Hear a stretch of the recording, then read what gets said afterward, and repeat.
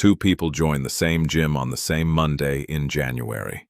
Same goal, written almost word for word. Lose the weight, build the strength, finally become the version of themselves they keep promising to become. Same starting motivation, if you could somehow measure it. Both of them fired up, both of them meaning it. By the second week of February, one of them is gone. Not injured, not busy. Just gone. The way 90% of January's new members are gone by then.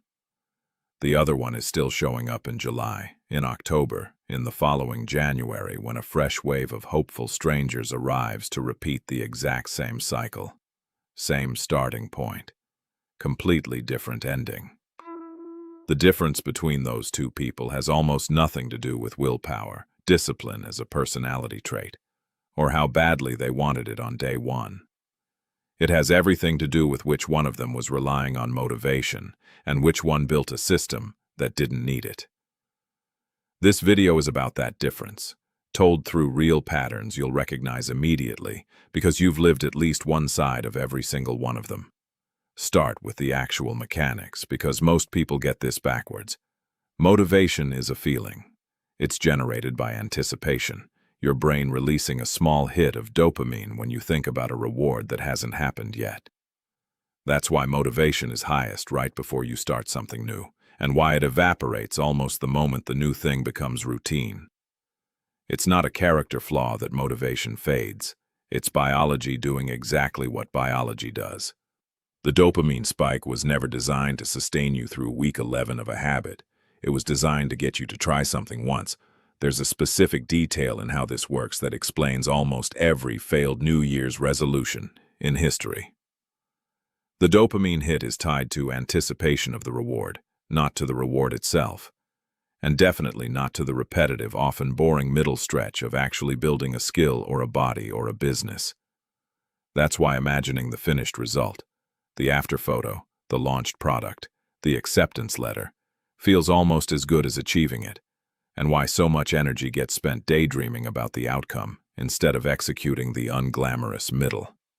Once the anticipation phase ends and the actual grinding, repetitive work phase begins, the natural dopamine supply for that specific goal drops off sharply, often within 2 to 4 weeks, right around the point most resolutions quietly die. This isn't a personal failing that only happens to undisciplined people. It happens to everyone's brain, on schedule every time, which is exactly why relying on it as your only fuel source is such an unreliable plan. Discipline is a completely different mechanism. It's not a feeling at all. It's a structure. A decision made once in advance that removes the need to re-decide every single day under worse conditions than the day you made it. That's the entire difference in one sentence. Motivation asks you to feel like doing the thing every single time, forever. Discipline asks you to decide once and then simply follow the decision, whether you feel like it or not. Back to the gym, because the two people there are a perfect case study of exactly this. The one who quit by February was, by every account, more excited on day one. She told her friends about the transformation. She bought new gear. She pictured the after photo before there was a before photo to compare it to. Every single session in that first week ran entirely on that dopamine spike, and it worked beautifully right up until the spike wore off, which it always does, usually somewhere between week 3 and week 6. Once the feeling faded, there was nothing underneath it. No structure, no plan for the days she didn't feel like it, which, it turns out, is most days. For everyone, forever, no exceptions. So the moment motivation left the building, so did she. The one who's still going in October did something almost boringly unremarkable by comparison. She didn't rely on feeling motivated. She picked a fixed time, 6:15, before her brain was fully awake enough to negotiate with her, and she treated it the way she'd treat a meeting she couldn't cancel. Not because she loved every single session. Most mornings she didn't, but the decision had already been made weeks earlier, and all that was left was execution, which requires far less willpower than a fresh decision does. She had, without necessarily calling it this, built a system. And systems don't ask how you feel before they run. Take a second case, away from the gym entirely. Two founders, both starting companies in the same year, both with genuinely good ideas. One works in bursts, brilliant, obsessive stretches when inspiration hits, followed by long stretches of almost nothing because the spark isn't there and forcing it feels fake. The other ships something small every single week, inspired or not, because Thursday is ship day, and ship day doesn't check in with how anyone's feeling. A year later, the burst founder has a handful of impressive but disconnected sprints, and a product that never quite compounded into anything because the gaps between bursts kept undoing the progress made during them. The weekly founder has 52 shipped iterations, most of them unremarkable on their own, several of them genuinely bad, but stacked together into something that actually works, because compounding doesn't require every single input to be brilliant. It only requires the inputs to keep coming. Discipline, in this case, wasn't more talented than motivation. It was simply more reliable, and reliability compounds in a way that occasional brilliance never does. There's a specific reason the disconnected bursts fail to compound, even when each one is genuinely excellent. Momentum has a decay rate. Every skill, every code base, every relationship with an audience loses a measurable amount of its built-up progress during a gap, the way a fire needs tending or it cools. A brilliant week followed by a silent month doesn't preserve the brilliant week's gains in storage, waiting for the founder to return. It lets most of them cool off, so the next burst has to partially rebuild ground already covered once before it can move forward again. The weekly founder never experiences that decay, because there's never a gap long enough for the fire to go out. Mediocre but constant beats, brilliant but sporadic, almost every time you actually measure the 12-month result instead of the single best week. A third case, closer to home for a lot of people watching this. A student with an exam in 3 months. One version waits to feel like studying, which mostly happens the night before something is due, in a panic, running on adrenaline instead of preparation. The other version has a fixed 40-minute review block every evening at the same time, treated as fixed as brushing her teeth, whether the material that day is interesting or genuinely dull. 3 months later, the panic studier has crammed a semester of material into a handful of frantic nights and retained a fraction of it. The scheduled student has quietly reviewed the same material dozens of times, in small doses, spaced out the way memory research actually recommends, and walks into the exam. Calm, not because she's more naturally gifted, but because she never once had to rely on feeling like it. There's a fourth case worth adding because it shows this pattern somewhere you might not expect it. Recovery from a setback, not just building a new habit from scratch. Two people, both injured out of a sport they love for 3 months. One waits to feel ready before returning, waits for the motivation to fully come back, waits until the fear of re-injury fades on its own, waits for a green light that never quite arrives. Because confidence after an injury doesn't return on its own timeline, it returns through evidence.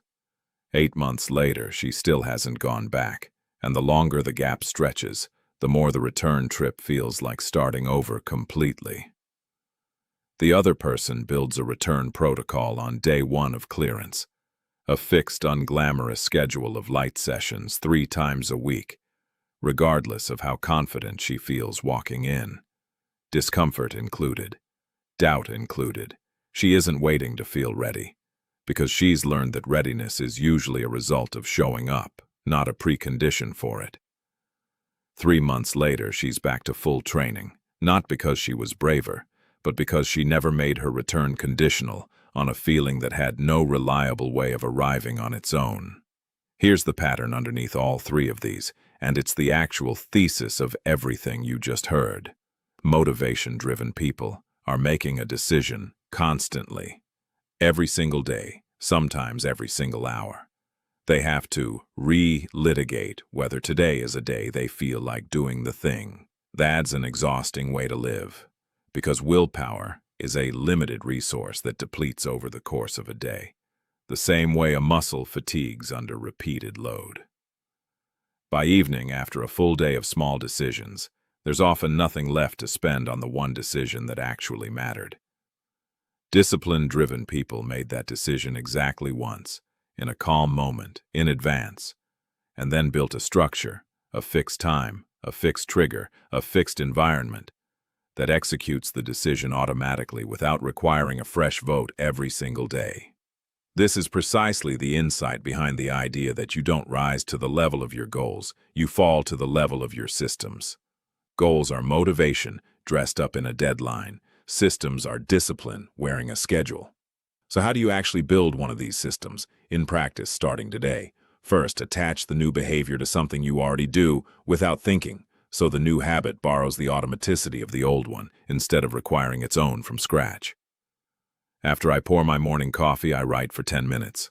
After I close my laptop for the day, I do the workout. The anchor habit does the remembering for you. Second, shrink the starting version until willpower becomes almost irrelevant. Not read the book. Read one page. Not write the chapter. Write one paragraph. The size of the win matters far less than the fact that it happened without requiring a surge of motivation to get there. Because the goal at the start isn't progress. It's proof that the system runs without the feeling. Third, change the environment so the default action is the one you actually want instead of relying on discipline to fight the environment every single time. Put the book on the pillow, not the phone charger. Lay out the gym clothes the night before, so the 6 a.m. version of you has one less decision standing between them and the door. Fourth, track the streak, not the outcome, at least at the start. Checking a box for "did the thing today, yes or no," gives you a visible record of consistency that feels good to protect, independent of whether any single day's session was impressive. This matters because outcome tracking, how much weight moved, how many words got written, how good the workout felt, is exactly the kind of measurement that motivation cares about and discipline doesn't need. A system that only asks, "Did it happen?" is a system that survives bad days, tired days, uninspired days, which is precisely the majority of days for absolutely everyone, including the version of you that eventually succeeds. You are not weak for needing this. Everyone needs this. The gym-goer who's still there in October needed it too. She just built it early enough that it looks, from the outside, like discipline was simply her personality all along. It wasn't. It was a system, built once, on a day she happened to feel motivated enough to set it up. That's the actual secret hiding inside every one of these case studies, and it's oddly hopeful once you see it. You don't need to fix your motivation. You never had a motivation problem in the first place. Motivation was always going to fade. For you and for every single person who has ever started anything.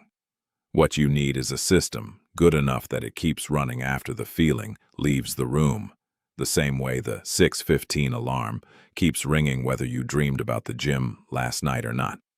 Build the system while you're motivated, because that's the only time you'll reliably have the energy to build it. Then let the system carry you through every day you're not. Look back at every case study from this video and you'll notice the same quiet fact repeating itself. The gym-goer who stayed, the founder who shipped weekly, the student with the fixed review block, the athlete who returned on schedule instead of on confidence. None of them were operating on a permanently higher supply of motivation than the person on the other side of their comparison. They simply stopped needing it as often, because they'd already made the decision that mattered on a day they had enough of it to spare. That's the whole strategy, and it's available to you starting with whatever you're about to do next, not with some more disciplined future version of yourself who, statistically, is exactly as unreliable as the present one until a real system gets built.